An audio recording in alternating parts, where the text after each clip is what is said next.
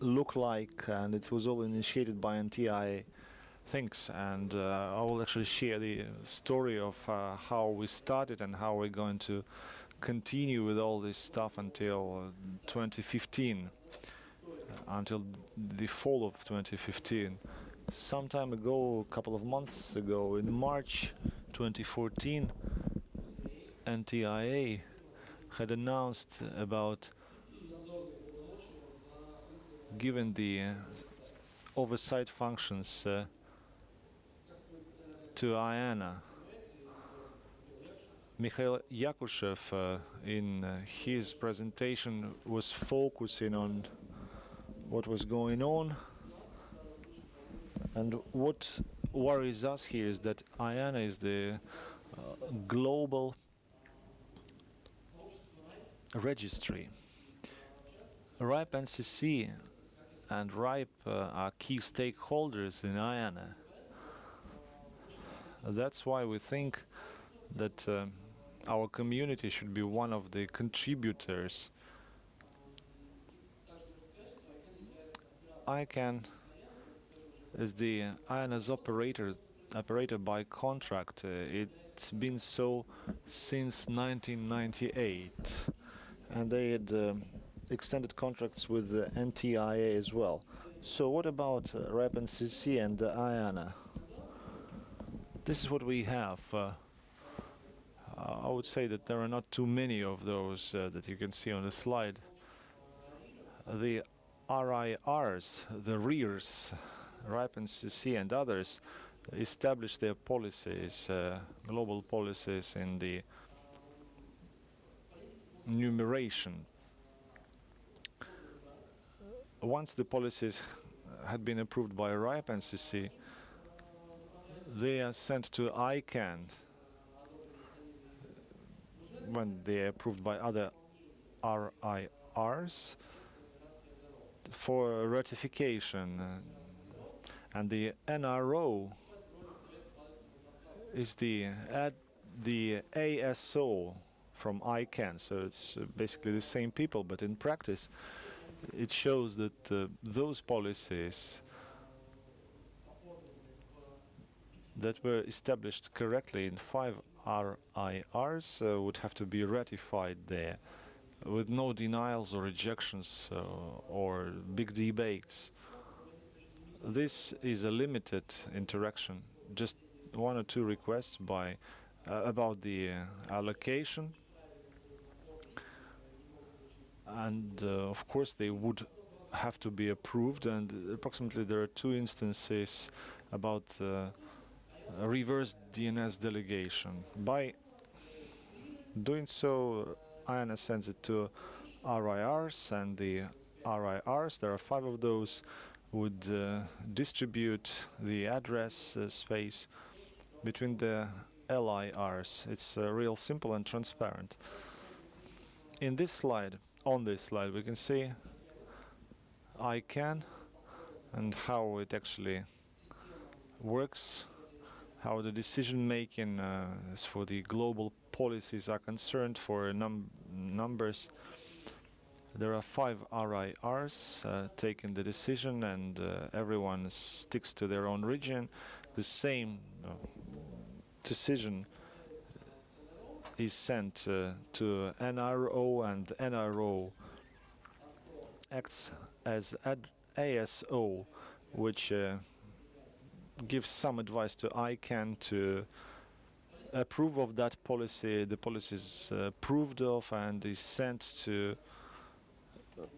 for implementation to the RIRs. So everything is circling around the actual consensus among RIRs. We wanted to show you at this slide what I've just explained and how it actually works. So the contractual interactions between NTIA and ICANN, and RIRs and ICANN. And we also have policies. The 5 RIRs would have to end up with a certain consensus. sent to ASO and ICANN, and it repeats. So what would be the supervision? What would be this supervision all about? This supervision, or oversight for that matter, the oversight was done by the United States, the Department of Defense, and then the Department of Trade followed. NTIA wouldn't want to interfere directly, and it's never been involved directly into the policy development process or operating activities. It's never been like that, and the biggest right of NTIA is actually signing and changing of the ICANN contract when they perform the IANA functions.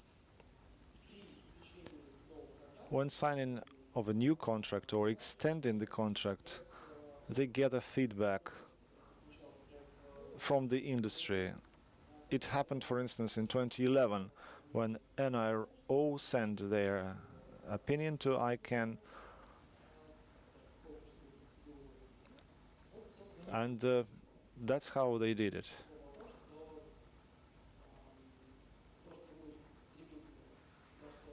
Our community is striving for introducing changes in the policy, and this opinion has been listened to. What about this transition? The NTIA statement included a few conditions of this transition. This transition may occur only as a result of a global multi-stakeholder process arranged by ICANN, which was addressed yesterday by Mikhail Yakushev somehow. ICANN was given that burden, so to speak, to run this global multi-stakeholderism. And we don't have too much time, and ICANN had published a timeline. If you'd like, you might want to check it on their website. And the NTIA also announced a few principles that any suggestion would have to match and meet. This suggestion should be supported by multi-stakeholders, and it should follow the certain principles. For instance, it should support and develop the multi-stakeholder model. It should maintain and uphold the safety and stability of reliability of DNS, and it should match the expectations of the stakeholders, and it should maintain the transparency of the internet, which has to be addressed a little later. The actual announcement proves that there are plenty of open questions, and some of these open questions are supposed to be discussed here openly with you, because we don't have answers to these questions. I mean, that's why I would like to get feedback from all of the members of the community, from the community, and be able to decide what we're going to do next. Open questions that we need to discuss as far as the NTIA transition. To what extent this process can remain and be multi-stakeholder process. Next, what would be the risks for safety, stability, and reliability of DNS, and how this oversight, how does all this oversight influence the internet transparency? Those were the questions. Please consider, and also consider what would be the role of the RIRs in the future model, and what would that mean for the entire community of RIRs in 2015. Now, the more down-to-earth questions. How exactly will RIPE and other communities be involved? ICANN had established the mailing list, and the address is here, IANA transition at icann.org, and they would establish the task force, coordination task force, to gather, collect, and process the suggestions and ideas sent to that particular email. There is general understanding that there will be some formal process of accumulating, selecting these proposals. They are going to make it clearer in London, and this task force, this working group, will be processing all these numerous proposals, and those proposals, or suggestions for that matter, would be sent by RIPE, NCC and other RIRs, other RIRs. In RIPE, the discussions would have to be conducted in cooperation working group. The first discussion was held at a previous Warsaw meeting. It was a lively discussion, I should say. It was an official launch of that discussion. We received certain feedback there in Warsaw. I will speak about that. But that's not the only chance to participate. The cooperation working group will, of course, have to be the center, the central focal point. But there will be discussions at there'll be regional discussions, Enog, Enog, for instance, and we might want to ask you here at Enog 7 to express your views on those items. There will be conclusions later made, and they will be sent to ICANN. And we hope that this process is not going to extend for too long, and maybe you're going to complete it by early 2015 or late 2014. RIPE NCC coordinates this work with other RIRs to end up with a consensus, but it's the communities that matter. So a week ago, as I said, there were first conclusions made after RIPE 68, and that's what the community and the opinion leaders believed. Seems like that the RIPE community and other RIRs community is quite capable and is able to take the oversight numbering functions to create, I mean, not to create, but to actually execute the mechanisms that so far have been established. The RIRs would take this responsibility, and they need to establish a very transparent and reliable mechanism of fulfilling this. The cornerstone here is the community support. This is what we would like to achieve. That's what we are striving for. Right now, I would like to listen to your views. What do you think about those matters? Thank you.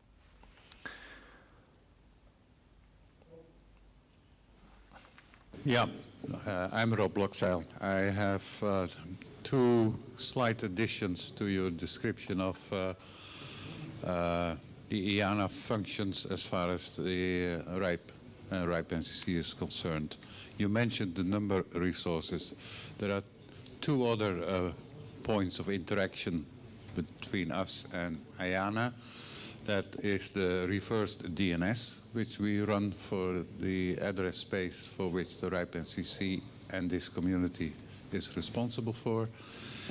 And we run a root server. So all these activities bring their own interactions with IANA. So it's what you presented plus the other two. Maybe in a future presentation you can list them all. The NTIA had another condition for transferring their oversight function. They explicitly said that their role should not be taken over by a government or a community of governments, meaning a government like Russia or China, or a community of governments like the European Union. Or international organizations. Yeah. Including the ITU. And I made it First and foremost. yeah. And I made it absolutely clear that if there is any chance that governments get involved, they will not relinquish their oversight. Now, my private opinion is we have been, as a community, managing these resources and interacting with IANA very successfully for 20 years, and we have never, ever met the NTIA. There has never been any oversight interaction. So I think we don't need it. We have demonstrated in 20 years' time that we are quite capable of being responsible as a community for the work we do. And I see a great danger that driven by ICANN and their involvement in commercial domain name industry, that we might end up with a complicated commission organization to do the oversight of the DNS, because people talk about the DNS. Well, we are not interested in the DNS. And the real danger is that as an afterthought, we are being put under that umbrella as well. So I don't want that, and I don't think anybody in the room wants that. So this is something we should keep an eye on. Thank you. Agreed. Thank you, Rob, for your opinion. Thank you for starting discussion.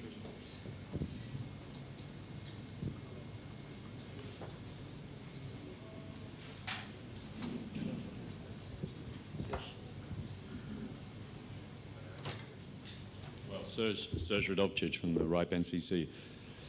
I think we're really curious to get some opinions from the room. But what do you guys see this taking place? Where does this community feel how the changes should take place? I mean, or don't you care? I mean, you can also let us know that you just don't care. You think it should go on without a change. But we'd like to hear that. So please, I'd really invite some of our Russian colleagues to come to the microphone and voice their opinions on that.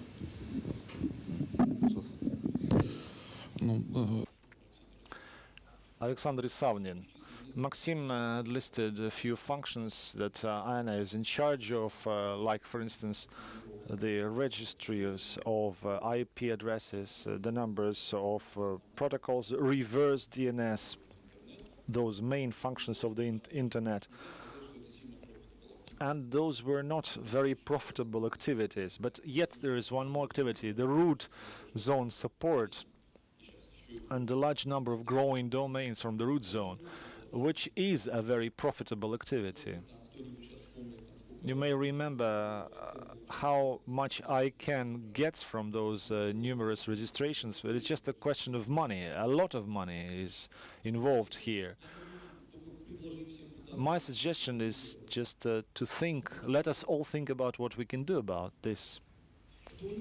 Because there will be someone for sure promoting their interests here, and normal operators' interests may be endangered, those requiring protocols and other things.